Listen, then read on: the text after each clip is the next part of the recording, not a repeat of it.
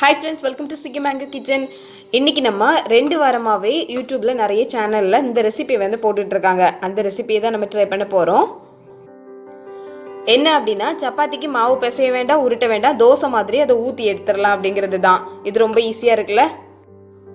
அதுதான் அப்படி செய்ய முடியுமா அப்படினு பார்க்க போறோம். இதுக்கு 1 கப் அளவுக்கு கோதுமை மாவு எடுத்துக்கிறேன்.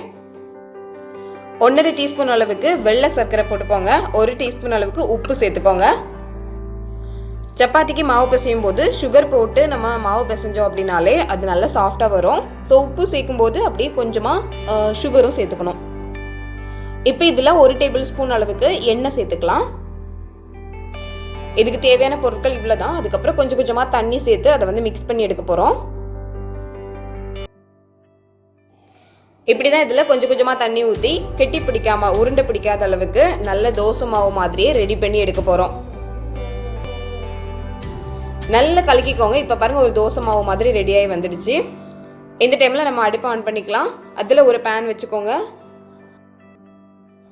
இப்போ நல்லா கலந்து வச்சுருக்கிற இந்த தோசை மாவு வந்து ஊற்றலாம். இட்லி மாவு மாதிரி இருக்கக்கூடாது, தோசை மாவு மாதிரி இருக்கணும். அதாவது கொஞ்சம் தண்ணியாக இருக்கணும். அந்த மாதிரி ஊற்றுறதுக்கு முன்னாடி தீ வந்து சிம்மில் வச்சுக்கோங்க. ரொம்ப தீயை கம்மி பண்ணி வச்சுட்டு தான் மாவே ஊற்றணும். அதுக்கப்புறம் இந்த மாதிரி மேலே உள்ளது எல்லாமே ட்ரை ஆயிரும், அந்த தண்ணி இதெல்லாம் போயிடும். இந்த மாதிரி ட்ரை ஆகி வரும்போது தான் நம்ம வந்து எண்ணெய் சேர்த்துக்கலாம்.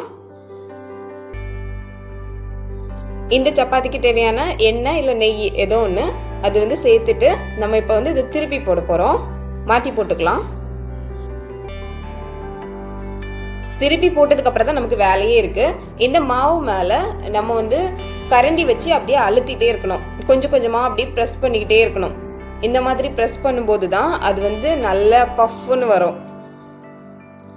இப்படி எவ்வளோ தூரம் நம்ம அழுத்துறோமோ அந்த அளவுக்கு அது உப்பிட்டு வரும். ஸோ பார்க்கலாம் எப்படி வருதுன்னு. மறுபடியும் இந்த மாதிரி மாற்றி போட்டுட்டு ப்ரெஷர் கொடுத்துட்டு தான் இருக்கணும். அந்த மாவு மேலே நம்ம கரண்டி வச்சு அழுத்திக்கிட்டே இருக்கணும். எவ்வளோ தூரம் அழுத்துறோமோ அந்த அளவுக்கு அது சப்பாத்தி மாதிரியே வரும், சாஃப்டாகவும் வரும். இது வந்து பார்க்குறதுக்கு சப்பாத்தி மாதிரி தான் இருந்தது. சாப்பிடும்போது 80% அதோட டேஸ்ட் வந்து சப்பாத்தி டேஸ்ட்டில் தான் இருந்தது.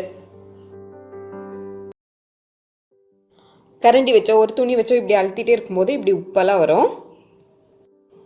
தோசை மாவு வச்சு ஒரு சப்பாத்தி மாதிரி ரெடி பண்ணி எடுத்தாச்சு. இது தோசை மாவு மாதிரி ரெடி பண்ணி ஊற்றுறதுனால கோதுமை தோசை மாதிரி வருமோ அப்படின்னு நினச்சேன். ஆனால் வந்து சப்பாத்தி டேஸ்ட்டு இருக்குது. விஷயம் என்ன அப்படின்னா அந்த ப்ரெஷர் வந்து கொடுத்துட்டே இருக்கணும். நம்ம எவ்வளோ தூரம் அந்த மாவை வந்து கரண்டி வச்சு அழுத்திட்டு இருக்கோமோ அப்போ தான் அது வந்து நல்ல உப்பெல்லாம் வருது.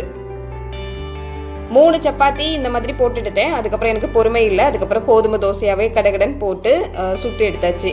என்ன அப்படின்னா மெதுவாக உட்காந்து ப்ரெஷர் கொடுத்துட்டே இருக்கணும். அழுத்தி அழுத்தி அழுத்தி கொஞ்சம் கொஞ்சமாக மாற்றி போட்டு அந்த மாதிரி பண்ணிகிட்டு இருக்கணும். அதுதான் இதில் விஷயம். இது ரொம்ப டைம் எடுக்கிறதுனால நம்மளே வந்து மாவு பிசைஞ்சு சீக்கிரமாக உருட்டி சப்பாத்தியை போட்டு எடுத்துடலாம்.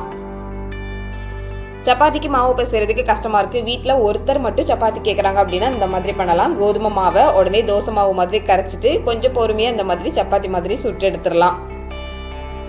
சப்பாத்தி டேஸ்ட் கொஞ்சம் இருக்கிறதுனால ஏமாற்றி கொடுத்துடலாம். ட்ரை பண்ணி பாருங்கள். வீடியோ பிடிச்சிருந்தா லைக் பண்ணுங்கள், உங்கள் ஃப்ரெண்ட்ஸ் கூட ஷேர் பண்ணிக்கோங்க. இன்னொரு வீடியோவில் பார்க்கலாம். தேங்க்யூ.